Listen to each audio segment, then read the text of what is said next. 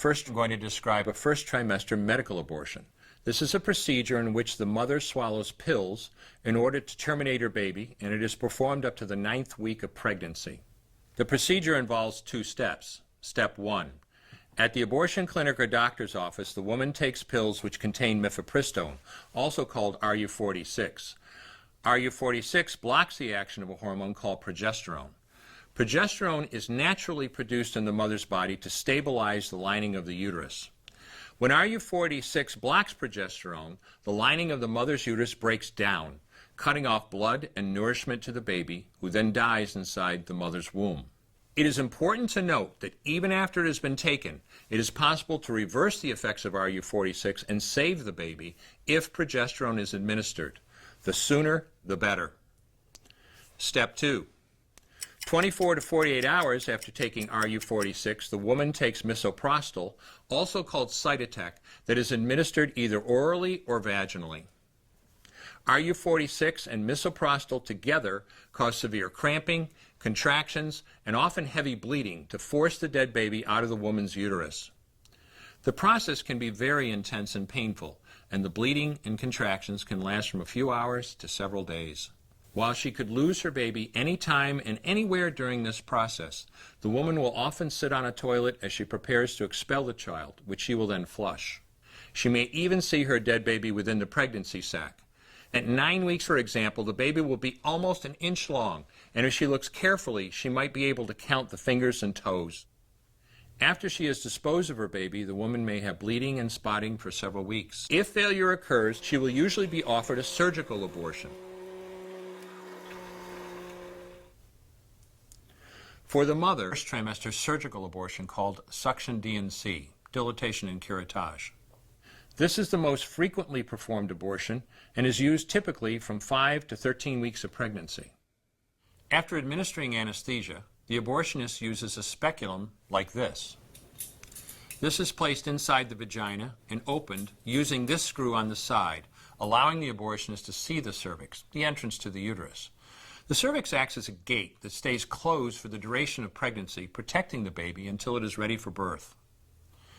The abortionist uses a series of metal rods called dilators, like these, which increase in thickness, and inserts them into the cervix to dilate it, gaining access to the inside of the uterus where the baby resides. The baby has a heartbeat, fingers, toes, arms, and legs, but its bones are still weak and fragile. The abortionist takes a suction catheter like this one. This is a 14 French suction catheter. It's clear plastic, about 9 inches long, and it has a hole through the center. It is inserted through the cervix into the uterus. The suction machine is then turned on with a force 10 to 20 times more powerful than your household vacuum cleaner. The baby is rapidly torn apart by the force of the suction and squeezed through this tubing down into the suction machine, followed by the placenta. Though the uterus is mostly emptied at this point, one of the risks of a suction D&C is incomplete abortion. Essentially, pieces of the baby or placenta left behind. This can lead to infection or bleeding. In an attempt to prevent this, the abortionist uses a curette to scrape the lining of the uterus. A curette is basically a long-handled curved blade. Once the uterus is empty, the speculum is removed and the abortion is complete. Second trimester surgical abortion called dilatation and evacuation, or D&E. A D&E is performed between 13 and 24 weeks of pregnancy. After administering anesthesia, the abortionist uses a weighted speculum, like this one, that opens the vagina widely. Because second trimester babies are so large, this greater access facilitates a late-term abortion. Late-term abortion requires that the cervix be prepared 24 to 48 hours in advance with laminaria. Laminaria is a type of sterilized seaweed that absorbs water over 8 to 12 hours and swells to several times its original diameter. Once removed, metal dilators can be used to further open the cervix as needed. Once the cervix has been stretched open, the suction tube is placed inside. A baby at 20 weeks gestation is as big as the length of my hand, from head to rump, not counting the legs. The suction machine is turned on, and pale yellow amniotic fluid surrounding the baby is suctioned out through the catheters. With babies this big, they don't fit through catheters this size. The baby's bones and skull are too strong to be torn apart by suction alone. This is a Sofer clamp. A A Sofer clamp is made of stainless steel. It's about 13 inches long. The business end is about 2.5 inches long and a half-inch wide, and there are rows of sharp teeth. This is a grasping instrument. When it gets a hold of something, it does not let go. The abortionist uses this clamp to grasp an arm or leg. Once he has a firm grip, the abortionist pulls hard in order to tear the limb from the baby's body. One by one, the rest of the limbs are removed, along with the intestines, the spine, and the heart and lungs. Usually the most difficult part of the procedure is extracting the baby's head, which is about the size of a large plum at 20 weeks. The head is grasped and crushed. The abortionist knows he has crushed the skull when a white substance comes out of the cervix. This was the baby's brains. The abortionist then removes skull pieces. He removes the placenta and any leftover parts of the baby with a curette, scraping the lining of the uterus for any remaining tissue. The abortionist then collects the baby parts and reassembles them to make sure that there are 2 arms, 2 legs, and all the pieces. Once all the parts have been accounted for, the abortion is complete. Finally, I'm going to describe a 3rd trimester induced abortion, which is performed at 25 weeks to term. At this point, the baby is almost fully developed and viable, meaning he or she could survive outside the womb if the mother were to go into labor prematurely. Because the baby is so large and developed, this procedure takes 3 or 4 days to complete. On day 1, the abortionist uses a large needle to inject a drug called digoxin. Digoxin is generally used to treat heart problems, but a high enough dosage of digoxin will cause fatal cardiac arrest. The abortionist inserts the needle with the digoxin through the woman's abdomen or through her vagina and into the baby, targeting either the head, torso, or heart. The baby will feel it. Babies at this stage feel pain. When the needle pierces the baby's body and the digoxin takes effect, the life of the baby will end. The abortionist then inserts multiple sticks of seaweed called laminaria into the woman's cervix. They will slowly open up the cervix for delivery of a stillborn baby. While the woman waits for the laminaria to dilate her cervix, she carries her dead baby inside of her for 2 to 3 days. On day 2, the abortionist replaces the laminaria and may perform a second ultrasound to ensure the baby is dead. If the child is still alive, he administers another lethal dose of digoxin. The woman then goes back to where she is staying while her cervix continues to dilate. If she goes into labor and is unable to make it to the clinic in time, she will give birth at home or in a hotel. In this case, she may be advised to deliver her baby into a bathroom toilet. The abortionist then comes to remove the baby and clean up.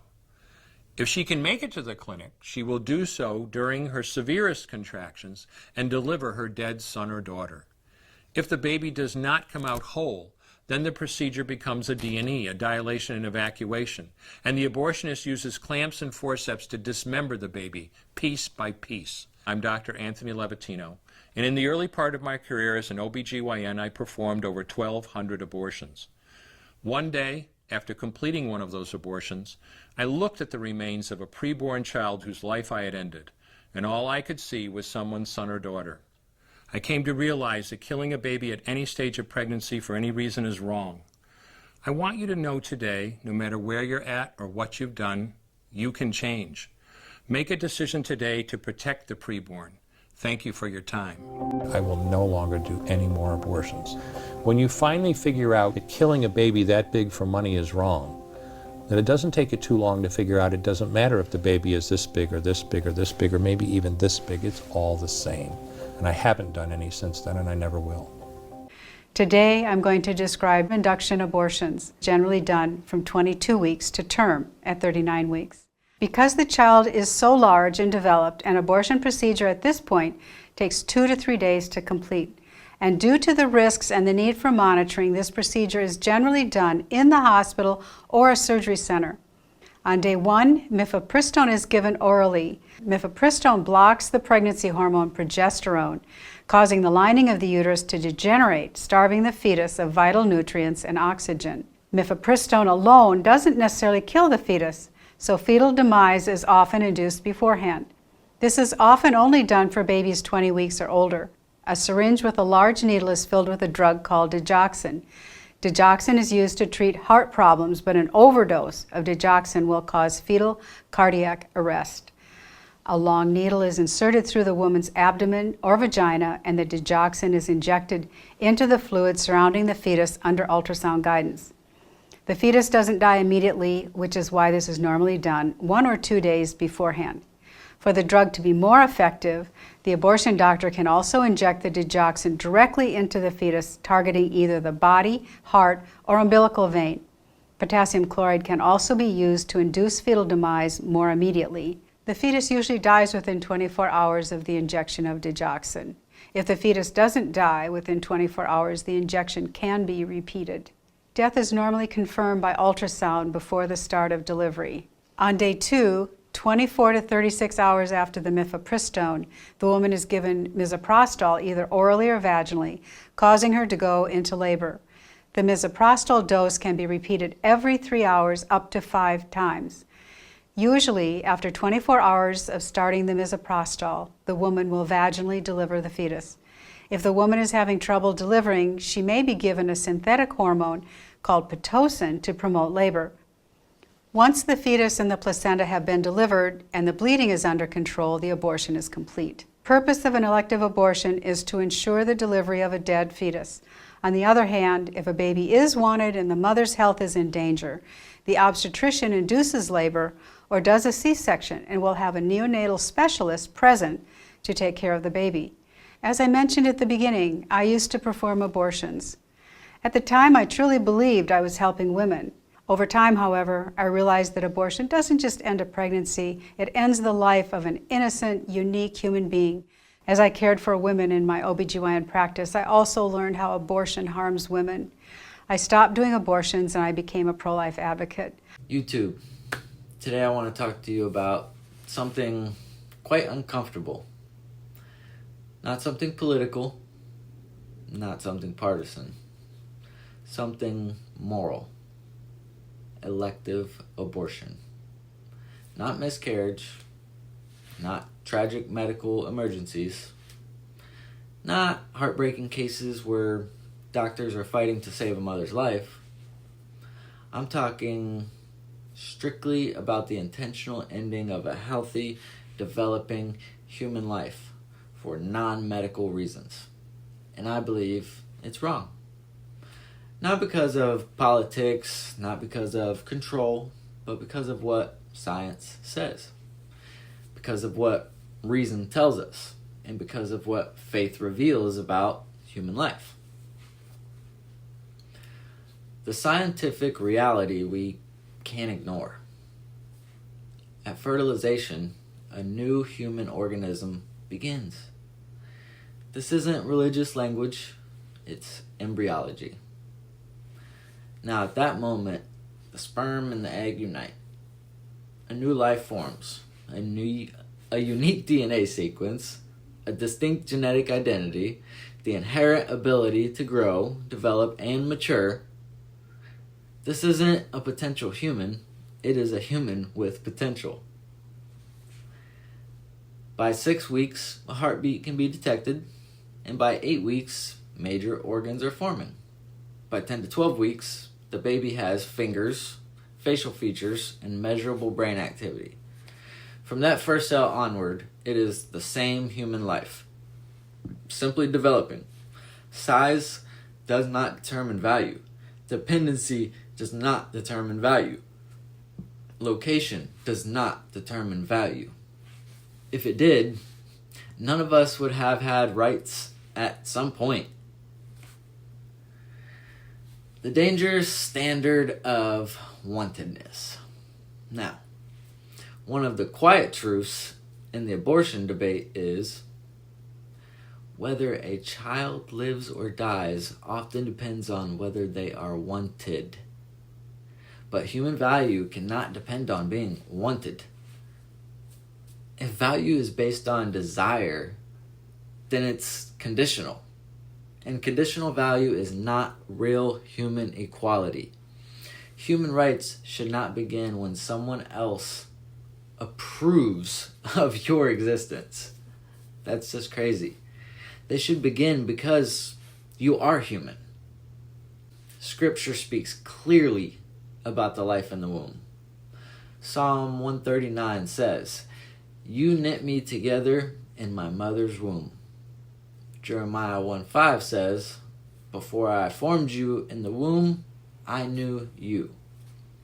Life in the womb is not described as tissue, it is described as known, formed, intentional. In Christianity, human beings are made in the image of God. Not after birth, not after viability, not after consciousness. Human beings bear God's image because of what they are, not what they can do. The consistency question. What about IVF? Now here's where the conversation gets deeper. If we say human life begins at fertilization, and science supports that, then that should apply everywhere, including in vitro fertilization, or IVF. IVF creates embryos outside of the womb. Often multiple embryos are created. Some are implanted and some are frozen indefinitely, and some are discarded. Now that means real human embryos at the earliest stage of development are sometimes treated as surplus. It's not about tracking couples who struggle with infertility. Their pain is real. Their desire for children is beautiful. But morally, we gotta ask, if an embryo in the womb had value, why wouldn't an embryo in a lab have value? If human life begins at fertilization, why does location change its worth? The standard must be consistent. If we defend life, we defend it everywhere.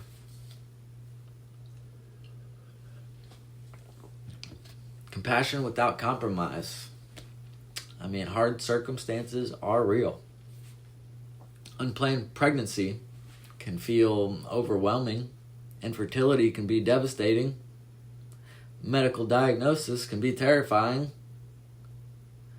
But compassion should never require us to deny the humanity of another person. The solution to hardship cannot be the intentional ending of an innocent life. I'm sorry, but real compassion says we support mothers. We strengthen families. We improve adoption systems. We invest in care. We walk with people through crisis. We don't solve pain by eliminating the vulnerable. The core issue at the heart of this debate is one question. What makes a human life valuable? If value is based on size, dependency, ability, independence, or desire, then our rights are fragile. But if value is based on being human, then every human counts. The unborn are the smallest and most defenseless members of our kind. If human rights mean anything at all, then they must apply to them too.